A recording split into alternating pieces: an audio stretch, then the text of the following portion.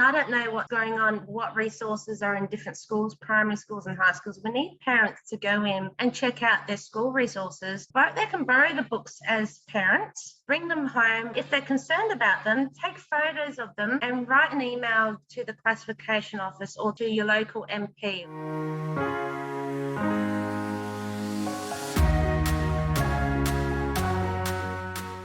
For people that don't know Angela, she's a warrior mum out there doing amazing things, not only for her kids, but for all the other kids. And for a lot of the parents that don't even know what's going on, you're doing the groundwork for them. So thank you so much for everything that you're doing. It's amazing. So tell us, what are you doing and why do parents need to know about this? Well, I started homeschooling, and obviously because of that, I used the libraries and discovered some highly sexual graphic books for kids. So on the 28th of February, I did a deputation at my local council, a presentation for 5 minutes in regards to sex resources for children in our public libraries. And I gave some book examples. And what I found was these books have target audiences from 2 years old to 18.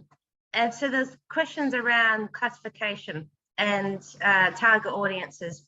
So some of the younger books focused on gender identity or even consent, intercourse, like even from we found a book for 5-year-olds that is a Premier's Reading Challenge book, and it even goes into intercourse as well. So Angela, what was your reaction when you first started finding this? Because how long ago was this that you actually came across what was happening in the library? Last year I started to really look into everything, and I thought, no, I can't stay quiet anymore. You really challenge your own morals and values, and you think, is this okay?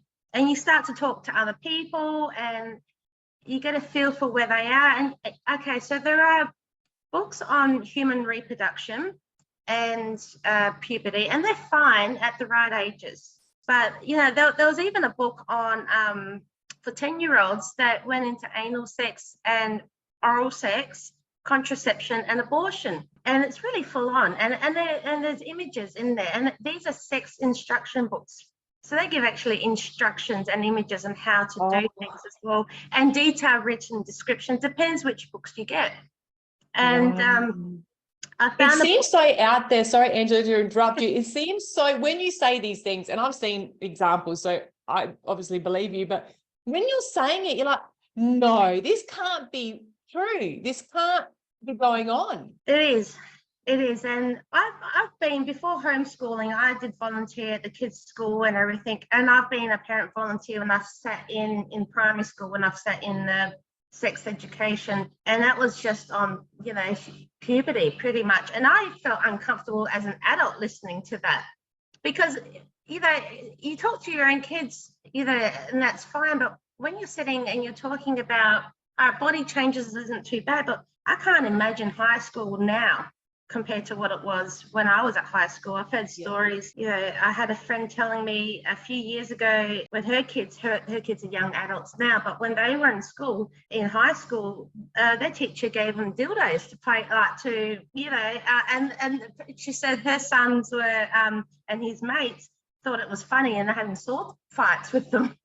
So no, every school is slightly different on what they teach, but it's very okay. And you think, all right, they're year 9, 10 level, that's not too bad, but they're bringing in, it seems to vary. And okay, so school education is one thing, but when it comes to library books, I mean, you walk into a library, you got your self-checkout, and it's not monitored. So you can go up to your child can go to any place in the library, pick up a book and self-checkout. We've got one card network in South Australia, so you can go to any library in South Australia, borrow and return books and transfer books. They're not overly monitored like they used to be. You don't go up to the librarian and borrow the book. So, they have their adult areas. But what I learned throughout this process, because I've written to the public library services in South Australia, and I got a response back from the director saying that it's pretty much up to the parents responsible for their children on what they borrow. Well, when I mean child, meaning children under 18, because it could be teenagers and as well. And they don't separate, the graphic novels it's all one area. They might say, oh, the adults are on one side and the children on the next, but it's all one area. And some of these graphic novels are full on. One of the books I'm currently challenging now, it's been a long process. I also wrote to the licensing enforcement branch, and they deemed it, a non-police matter. They couldn't do anything about it, and not even to refer the books to for publication, for classification. And I wrote back to the mayor because they sent me in one big loop, and no one was willing to refer these books for classification. I rang up the classification office and I found out that majority of these books are unclassified. And what happens is with books, unlike videos and games, is publishers and distributors are supposed to submit publications that are likely to cause an offence to adults to see and read, or are unsuitable for minors to see and read, or that could cause minors harm. They call it submittable publications, and somehow they're not doing this. I've spoken to someone from Queensland, Bernard Gaynor, and he's challenged a book called Genderqueer, and we've been sharing information and the process there, because each state has their own legislation on how they deal with it, but they still use the same national legislation. So it's really up to the enforcement bodies in each state and territory to put forward these books for review, but no one's going through them. And what I found was, just say that book for 10-year-olds that I mentioned, it's called It's Perfectly Normal. Like that book, when there's multiple copies of that book in different libraries, some librarians are placing them in the adults and teens areas and some in the children's. So some of them are looking at these books and thinking, this is not appropriate for kids, and they're putting it in different areas. So that's where I started to sort of deep dive down this rabbit hole of research, and decided, I'm going to challenge one book. And I'll make this clear, I'm not trying to ban books. I just want them classified so they can have the right target audiences. And if any books should be restricted to adults, then they should be placed in an area where kids can't get easy access to. And there's one book that I'm currently challenging. It's for 14-year-olds. It's called Let's Talk About It. It's a teen's guide to sex. Now, I want to go through this book because people will be shocked at what's in there. So they've got chapters on what is climax, like how to climax or what it is. What is sexting? It says in here, now I'll read from this. Before you start sending your naughty masterpieces around the world, take time to get friendly with your photo editing software or apps. What are kinks, fantasies, and porn? So do your research. Look up interviews with your favorite porn performers, going to the sites they recommend, and pay for your porn. And this is for 14-year-olds. Things to try with masturbation. So they've got different illustrations on how to masturbate and directions that you put your fingers and things you can do. There's even references, or try using sex toys like bullet vibrators and butt plugs, and how to masturbate, anally and things like that. So they've got their fetishes and things. Yeah, so that's the type of stuff we're sort of looking at. And there's even images of this book with the anatomy that they've had, where it has an image of a squirting vagina and ejaculating penis. Wow. Really, I don't think I know about half of that stuff. So yeah. I've seen some books. I'm like, I don't know about some of this stuff, and they're for the kids. Like, I've never heard the term butt plug before. It's an eye-opener for me, and I've seen stuff I wish I didn't see, but we have to be adults about this and deal with it. It really questions your own morals and values, and it makes you really think. So that book, I applied for a fee waiver with that application, and it's a lengthy process, and I had to send them a physical copy of the book because a few images wasn't enough to call it in for review. I think that they've got the power to do that. they can go and get the book.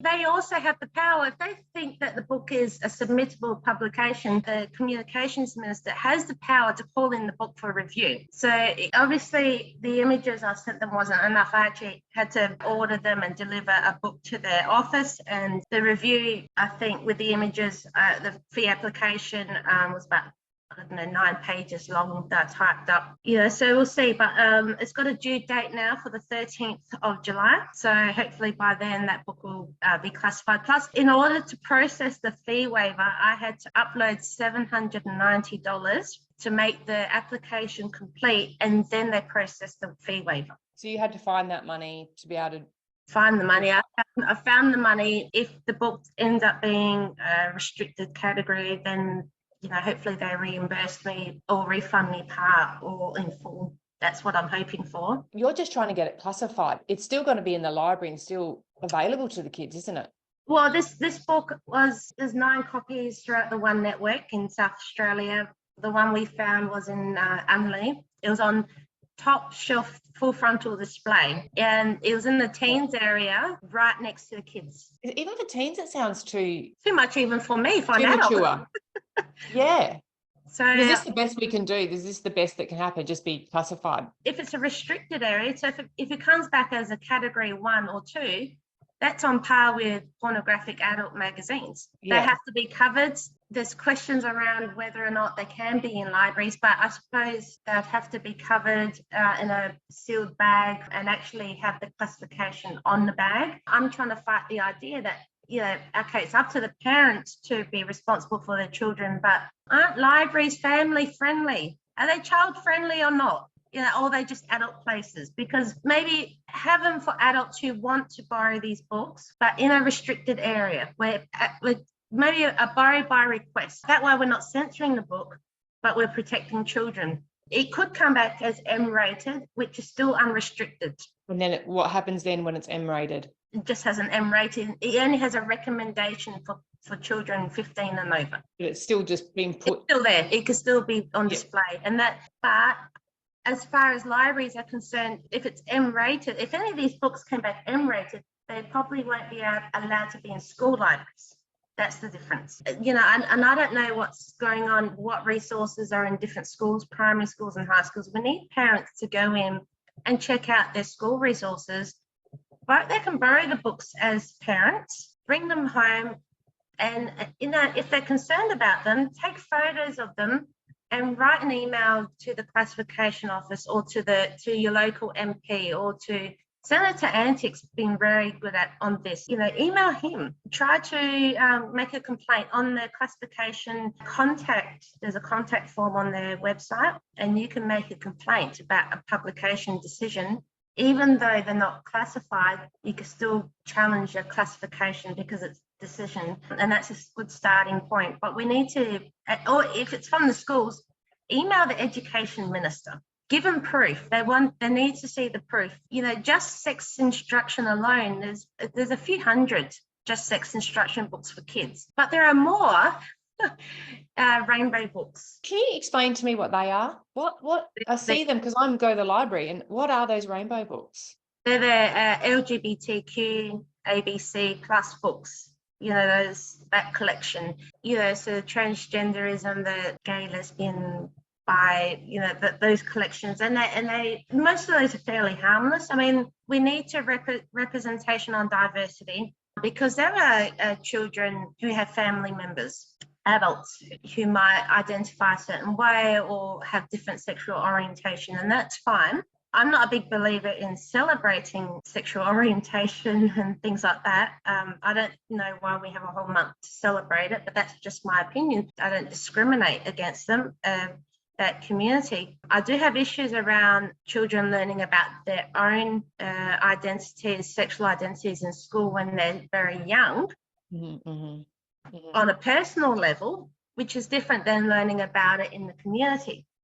There's a difference, and because it goes into your psychology. Children are not on the same playing level field as adults. And some schools, and I've heard stories, that some teachers are asking children to identify themselves or to write down how, if they're emotionally attracted to males or females or physically. What's it their business? Why does the education department need to know or need to help children go through that? Why can't they just focus on school stuff and not on their personal identity? As far as I'm concerned, if they want to learn, if they want to learn that there are people in the community who identify that way, fine. That's different. But it's too personal when it comes to kids. It's too, until they go through puberty, until they experience their full body, their full self. I mean, they didn't even know what they want. I mean, my kid, I know what my kids are. I've got 3 daughters. They're going through puberty. They're 2 of them are teenagers, young teenagers. One's a preteen, and they're just discovering themselves in their time, and they will. And sometimes adults don't even know what they want. So trying to make them fit into a world that that has so many different labels and stereotypes. We can all get so obsessed with all that, and we stop seeing people as people. And then there's other things we need to learn and focus on that's more important than just the superficial label of how we identify. I'm not really overly concerned about that. It's more the content. Is it pornographic? Some of them might be, some of them might not be. It depends on how you view it. But certainly, I think this last book, the one I'm challenging, let's talk about it. It's written to excite the readers, and it has sexual images and full frontal genitalia, nudity. I would put it in the pornographic category because it's written to excite the readers. Is this new, Angela? Like, when have these books started being published? So I looked on that. On the One Network library system, you can actually look at books by publication in years. And so within the last 10 years, they started to really take off. Oh, okay. Yeah. There was some earlier than that, but, even in the last 5 years, they across all ages, you get over 1,000 books published a year brought into our libraries. That's a lot. I mean, which coincides with what's going on now, because you want to prime a generation or prime a society before you start pushing their agenda that they're going on right now with what you're talking about with the identity stuff. You prime them first with the media and the books and things like that. So it makes sense that this has been going on for a little while now. So then what's going on right now has been kind of normalized a bit. That's right. They are normalizing it, but they've been normalizing it for the last, few decades. Now it's just out there in the open. I think we've been desensitized over the years.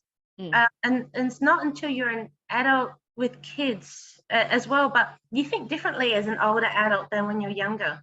I hear the lyrics of old songs now from when I was a teen. I think, oh my God, I wouldn't listen to them with my kids in the car. What was I thinking? And I used to sing to these songs. And it's quite harmless, but in some ways, but I don't know if it plants a seed in your mind, and it's not too bad, and you get desensitized. And then you got, I suppose lots of kids' movies with adult humor in them. Yes. And you pick it up, and as adults you have a bit of a laugh, and kids don't normally pick up on a lot of the stuff when they're younger, but it's not until they're older, I suppose, if they were to rewatch some of the stuff, you think, wow. But that's from my research, is you drop it here, you drop it there, and it's so little that you go, oh, it does no harm, but it's not a one-off. It's there lots of times.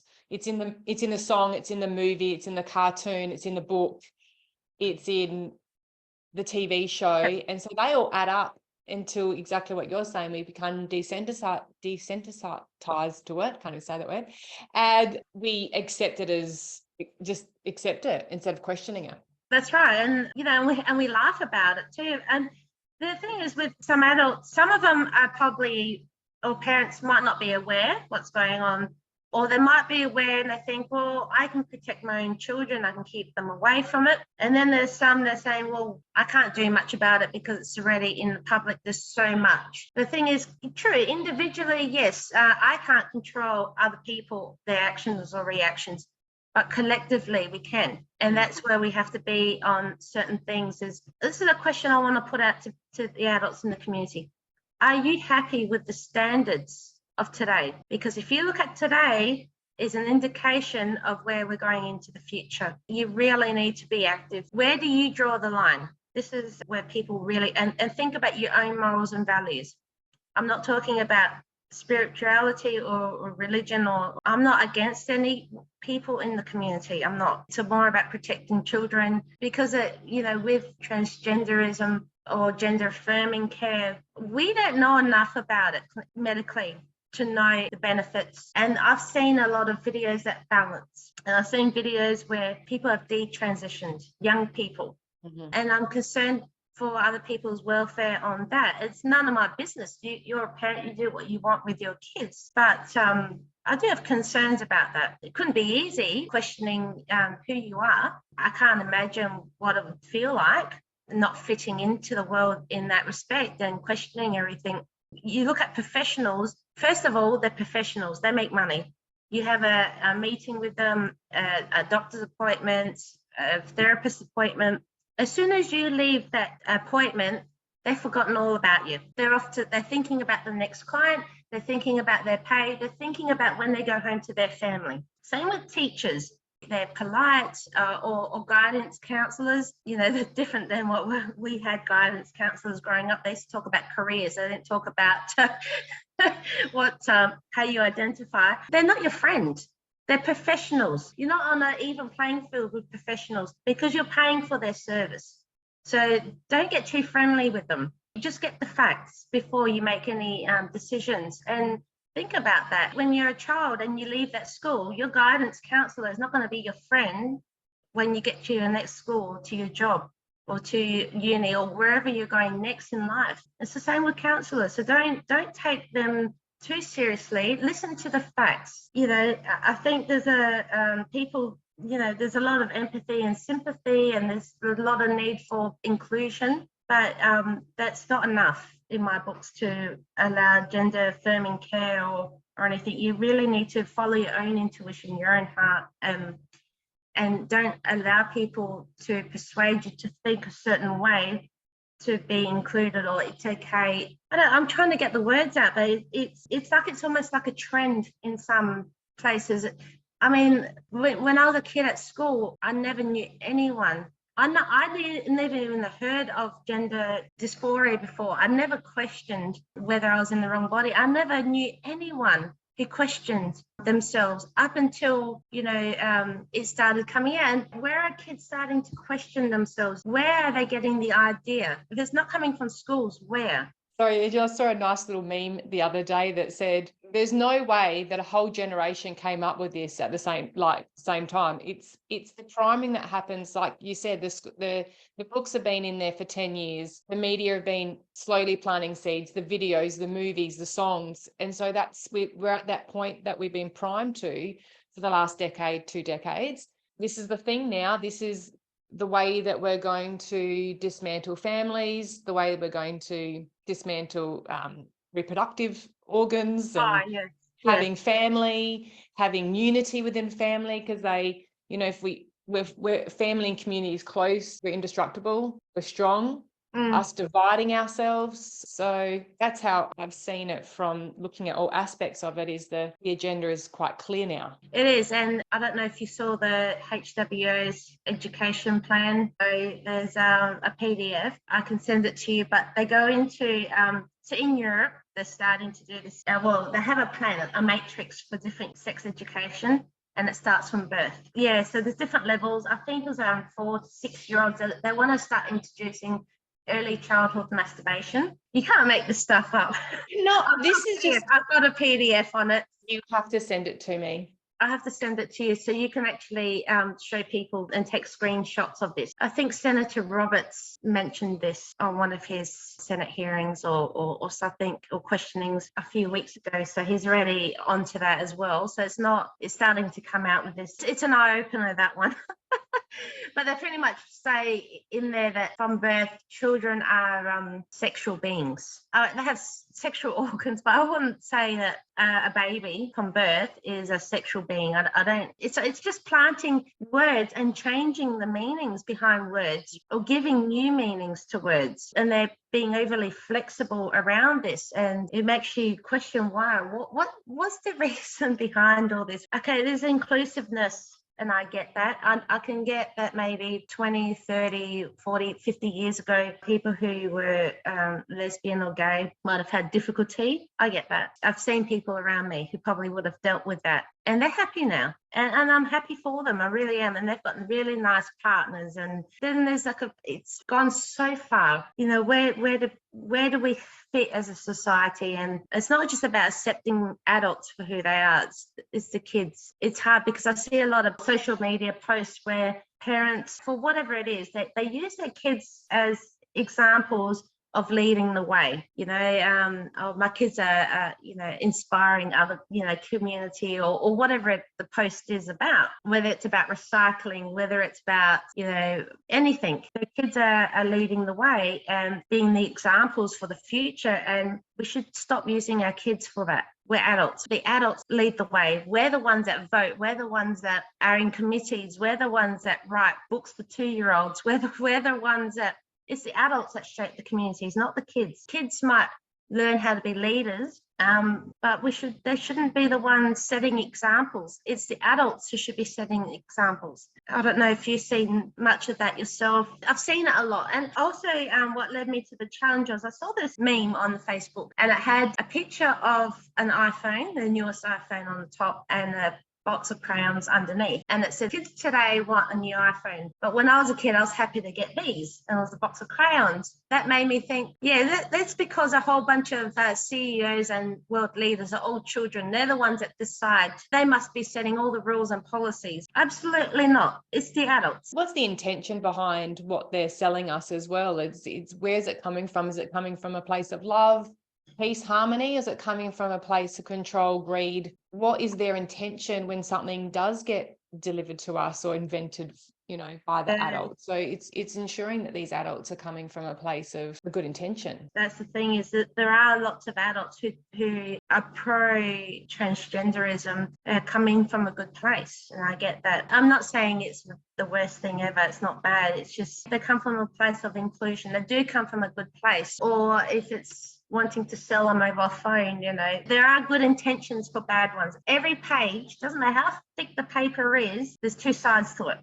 You know, that's something I've always known, but we have to start setting our intentions now to do good. We have to feel what feels right for us and set intentions to do good, but we can't infringe upon other people's free will. And that's why I feel like the education system has done, is while they're trying to be inclusive, and they have this whole idea of working on children's mental health, which touches on diversity and self-identity, it might be a good intention in that respect. And so you're focusing, is that where you're directing your focus and your intention, Angela, is starting with the books in the libraries, what the kids are being exposed to before they're ready, before a parent or a caregiver or a guardian has opportunity to have those conversations first? Well, some of these books are very eye-opening, very graphic. You don't have to even read what's in them. And it's up to the parents to decide, you know, what their kids are ready for. Not all kids are ready for certain conversations, certain topics. Some parents don't do any sort of, on the other hand, don't teach their kids at all about human reproduction or puberty. And I think maybe that's probably why schools need to teach it.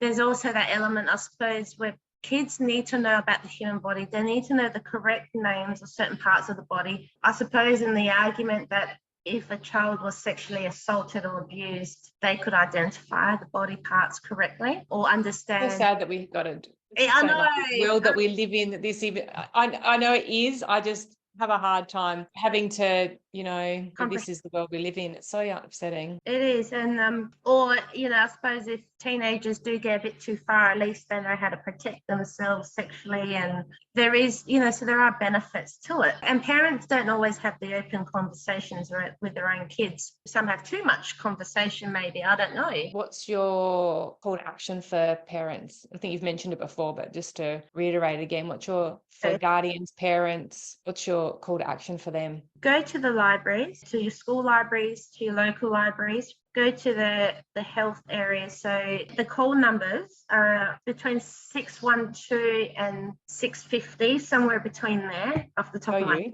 And check out those areas for sex instruction. And there's also an area on 308, around about there, which has the transgenderism. Because those books there, it's not just the transgenderism, those books have more graphic images. And are available to the kids just They're in the teens and kids areas, in the non-fiction areas. Also check out the graphic novels, because some of those are very graphic, especially with the manga or the anime ones, the Japanese ones. They're non-fiction, but they get into really adult-themed storylines.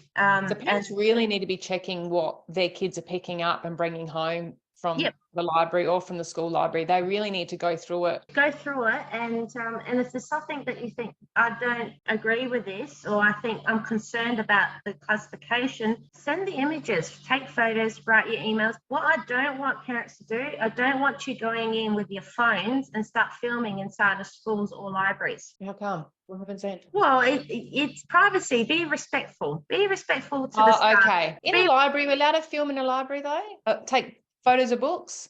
I've taken photos of shelf locations, but be respectful. You don't know who's in the background. Be respectful to staff, to people, because especially in schools, you don't want to post things on social media and there's a child that shouldn't of course, I get what you're saying. If it's just of the book, but you don't want any. And then who do they email? Who do they email with these images and concerns? The classifications office. So that's send it to me and I'll put it in the notes below. So the classification office, to the education minister's office, and to any local MPs. Let's make some noise. Let's bring the awareness out there. See how it goes. We need to make changes. If you agree with what I'm saying, if you don't, ignore it. Walk away.